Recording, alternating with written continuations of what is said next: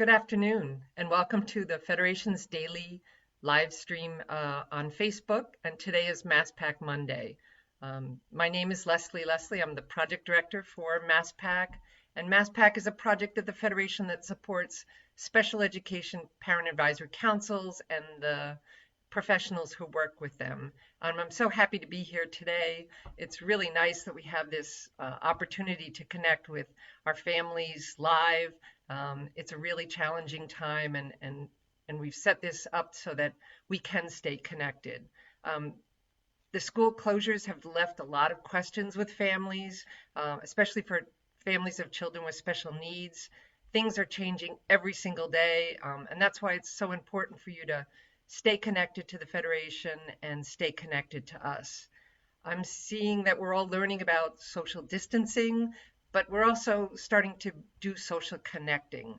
And that's where I think it's so wonderful that CPACs are leading the way. I'm on a lot of the Facebook pages and the regional leadership pages, and I see families and CPAC officers connecting, sharing resources, answering questions, providing all of those links.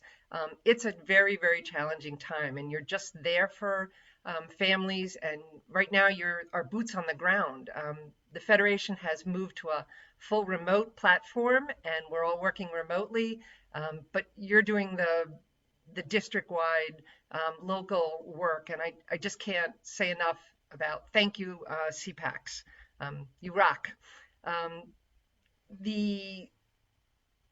We're seeing a lot of questions on the listservs about all the differences in how schools are approaching distant learning, providing alternative learning opportunities. And over the weekend, there was additional guidance from our U.S. Department of Education regarding the necessary rights that school districts must provide FAPE during this time.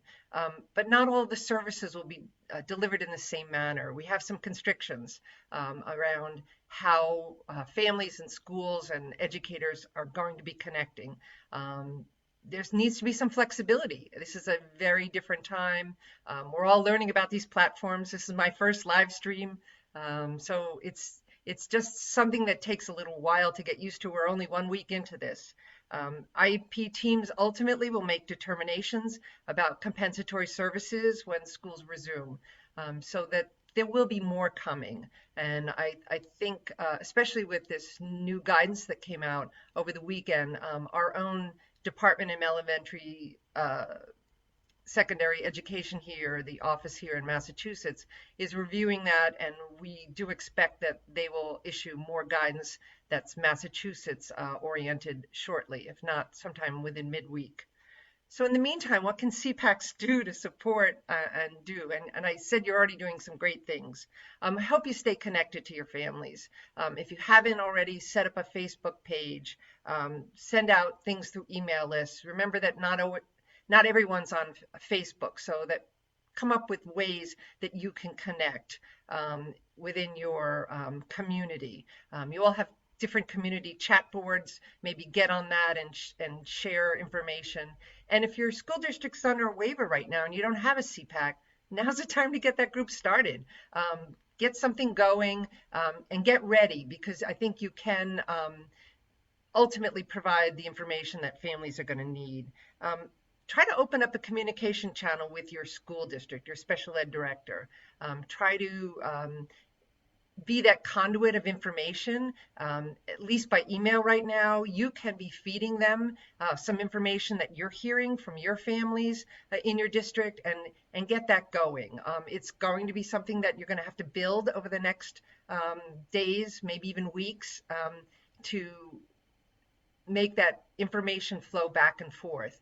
That's your role as a CPAC, is to be an advisor to the school committee and the school board. And I think that's something that you can do now. So start that email going. You're already sharing resources, and that's really great. Local resources, but maybe some state and national resources. We know that families are looking for things to do with their children right now, and some have more robust online learning opportunities than others. And we also know that a lot of families don't have great access to the internet or technology devices so that they can connect. They might be only connecting to the world through their phones. The fact that we now are staying in place and going to be all together, maybe you can do things as a family and do different kinds of learnings. I was a homeschool mom for 2 years with my son, and we had to be pretty creative. And uh, although I think my son doesn't like it, but I cherish those 2 years that we spent learning together. And so I think that's what families can do to get through this time and understand that not all learning is uh, through books and school. I do feel for the families that have students with a lot of challenges and try to managing that with their families. I'm hearing that you're doing the best you can, and that's great. And hopefully we'll get some more support as the days go on. Um, with respect to the CPAC meeting, I think right now we really want families to focus on families and the health and the safety of their families, and then to maybe access some online learning. If you have spare time, how do you hold a CPAC meeting in this time that we can't gather together face to face? And the office the open meeting law here in Massachusetts has been amended so that you can meet remotely. I think either you have to establish your own types of platforms or work with your school district to see if you can use platforms to hold those meetings, and then advertise it enough so that people know that you're hosting an online meeting. You still need to be in compliance with the open meeting law and post an agenda and keep minutes so that there's a record of your actions. I can't see anything right now that might be an emergency, but things might come up that you want to meet as a CPAC. And if you follow the open meeting law and post an agenda, you can do that remotely, which is a really nice, great option. Some of these resources I have on the Federation's MassPAC page, the section of the Federation's website. So it's fcsn.org/MassPAC. I've posted the latest educational guidance documents from both the U.S. Department of Education and DESE, and I've also posted that new guidance on the open meeting law on our website. So the Federation is still open. We're still hoping to connect you, to answer your questions.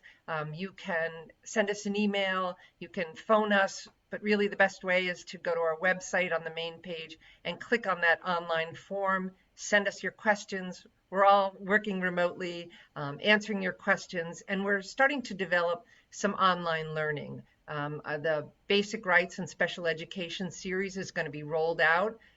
We're trying to break down that 1.5 to 2 hour presentation into 4 20-minute parts, so it's a little easier for you to watch. You can put in your earbuds and do something else and listen to us, and then that way you can get access to our workshops. All of the slides for those Basic Rights in Education series of workshops are going to be available on SlideShare, so you can download the slides and take notes. And we're really looking for you to stay connected. As things come up, send us information, send us your questions.